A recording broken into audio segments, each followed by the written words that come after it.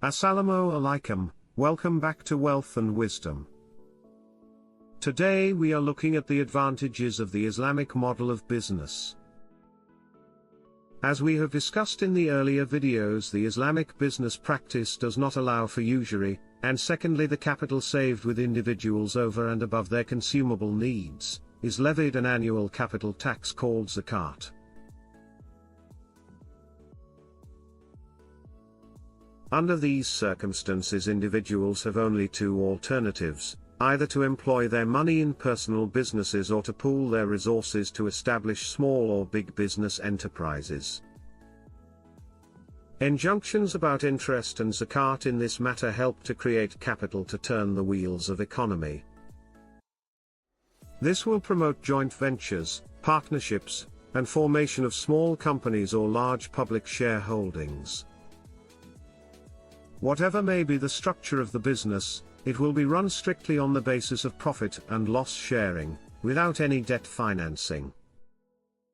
Lending to the business in every case would be through equity sharing and thus sharing profit and loss.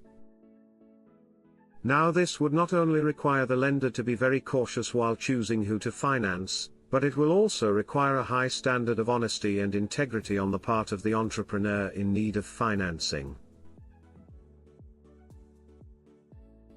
The market will work to eliminate the dishonest ingredients. Staying afloat will be the honest ones and the ones who have earned the reputation of goodwill.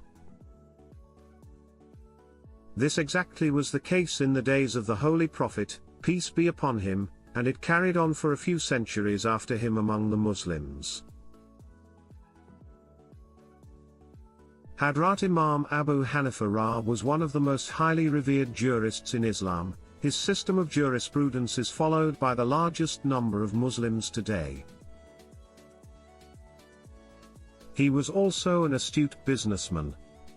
People used to throw money at him. Some would leave pouches full of money at his doorsteps with the message, "For God's sake employ it and let us share the profit."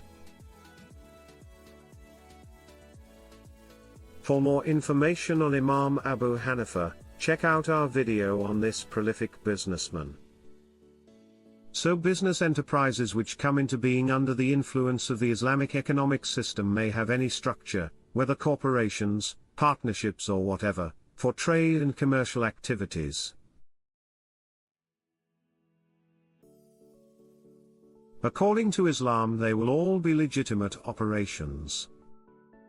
The basic difference between the Western concept of such business entities and the Islamic concept is that in Islam they do not need to be identified as limited or unlimited, as the company does not borrow, all its funds being financed by equity participation. Equity sharing being the only form of raising finance also has a social as well as an overall economic advantage. For instance, the westernized business, raising finances on an interest basis, must keep paying interest during recession periods even if the business is making huge losses.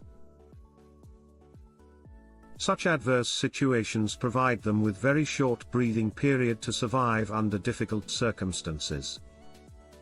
The only choice left is to declare themselves bankrupt, which hurts the whole society and economy. However, in an Islamic business entity under the same circumstances, when the production or business activity has to be lowered due to the crisis, then the lender, equity sharer, will also have to share the burden of it.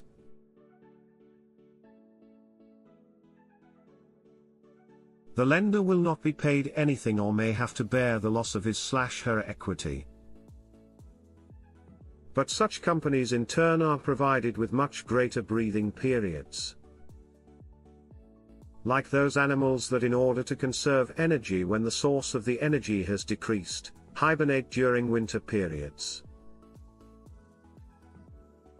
Likewise, the Islamic system provides the possibility of hibernation while the Western capitalist system has no provision for this.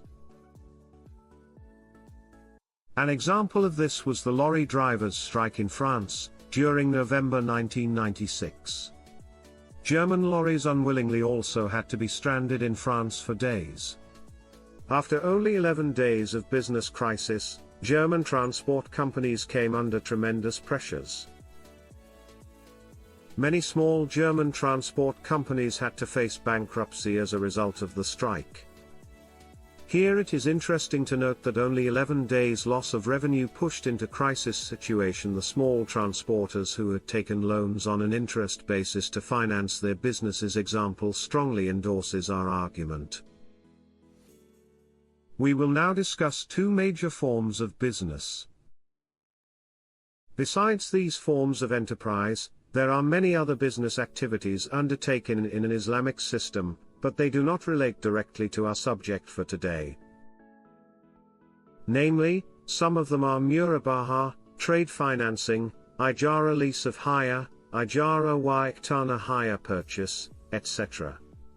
It is necessary not to fixate upon the names and descriptions of Islamic business entities, but to understand the concept of these practices. The driving force behind all is the Islamic Sharia law, which provides the guidelines for understanding these concepts. Two of the main ingredients of this concept are proportional sharing of profit or loss and complete elimination of interest in any form or disguise. The first is called mudaraba. The origin of mudaraba is in trade. Trade historically has been the foundation stone of doing business. Other Arabic terms used to designate mudaraba are kairad and mukarada. The terms are interchangeable with no essential difference or connotation. When Arab Muslims started trading with the West, the same business activity adopted by the West was named commenda, or commendum. Mudaraba is derived from the expression making a journey, oldab fil ard, strike on ground meaning walking on the ground or to travel for the purpose of trade. It is an arrangement where investors entrust capital to agents who trade with it and the profit is divided usually equally or at a pre-agreed basis between the agent, al-mudarib, and the investor. In the case of loss, the agent is not liable, and the whole loss is borne by the investor. The Holy Prophet Muhammad, peace be upon him, before his claim to prophethood, traded and also acted as agent in such arrangements. In his case the investment was provided by Hadrat Khadija, may Allah be pleased with her, who upon receiving reports of the Holy Prophet's honesty and high moral dealings from her servant, made a marriage proposal to him and became his wife.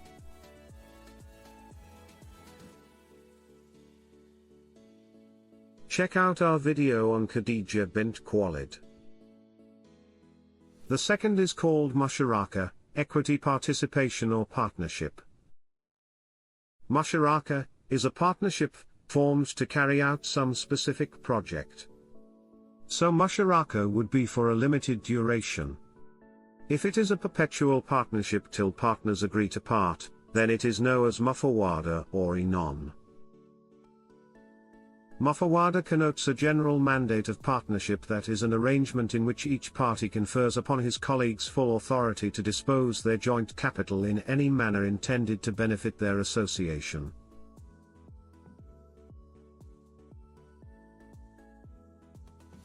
Profit is distributed, or loss is shared, among the partners in proportion to respective capital contribution. Providers of capital are entitled to participate in management but not necessarily to do so. If you learned something from the video, don't forget to like and subscribe. If you have comments and questions, leave them in the comments section below. Until next time, Assalamu Alaikum.